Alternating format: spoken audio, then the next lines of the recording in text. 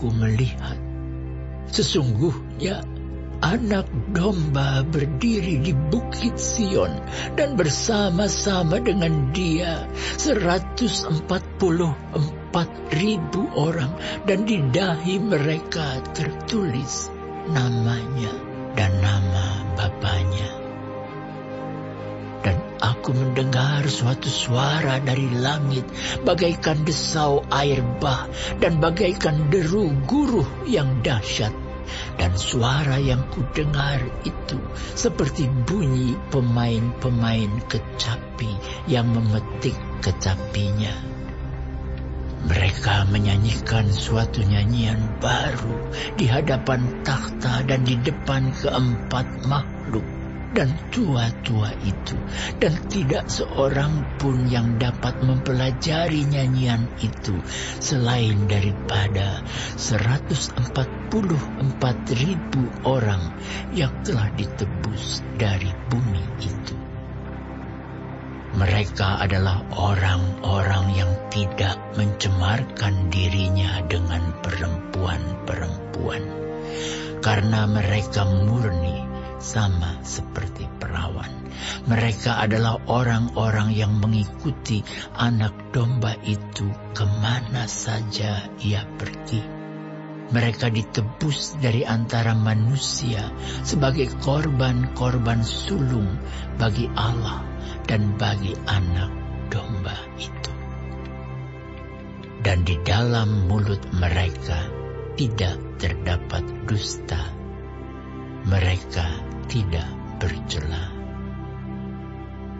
Dan aku melihat seorang malaikat lain terbang di tengah-tengah langit, dan padanya ada Injil yang kekal untuk diberitakannya kepada mereka yang diam di atas bumi, dan kepada semua bangsa dan suku dan bahasa dan kaum.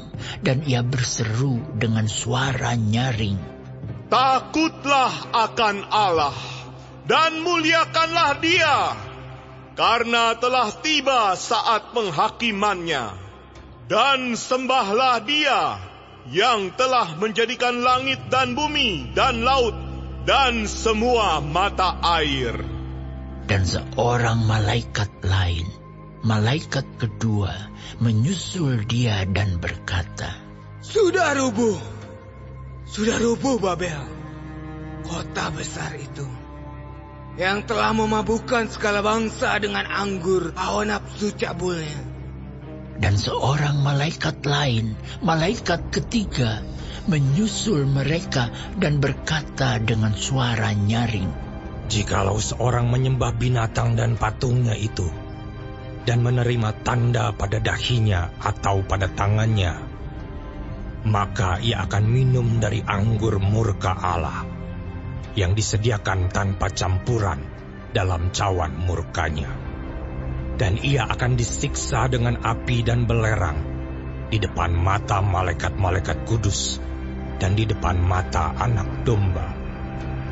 Maka asap api yang menyiksa mereka itu naik ke atas sampai selama-lamanya. Dan siang malam mereka tidak henti-hentinya disiksa, yaitu mereka yang menyembah binatang serta patungnya itu, dan barang siapa yang telah menerima tanda namanya." Yang penting di sini ialah ketekunan orang-orang kudus yang menuruti perintah Allah dan iman kepada Yesus. Dan aku mendengar suara dari sorga berkata, "Tuliskan, berbahagialah orang-orang mati yang mati dalam Tuhan sejak sekarang ini.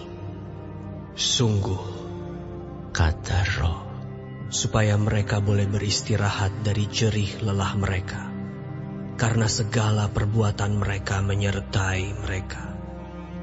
Dan aku melihat, sesungguhnya ada suatu awan putih, dan di atas awan itu duduk seorang seperti anak manusia dengan sebuah mahkota emas di atas kepalanya, dan sebilah sabit tajam di tangannya. Maka keluarlah seorang malaikat lain dari bait suci. Dan ia berseru dengan suara nyaring kepada Dia yang duduk di atas awan itu. Ayunkanlah sabitmu itu dan tuailah, karena sudah tiba saatnya untuk menuai, sebab tuaian di bumi sudah masak. Dan ia yang duduk di atas awan itu mengayunkan sabitnya ke atas bumi, dan bumi pun dituailah. Dan seorang malaikat lain keluar dari bait suci yang di sorga. Juga padanya ada sebilah sabit tajam. Dan seorang malaikat lain datang dari Mesbah. Ia berkuasa atas api, dan ia berseru dengan suara nyaring kepada malaikat yang memegang sabit tajam itu.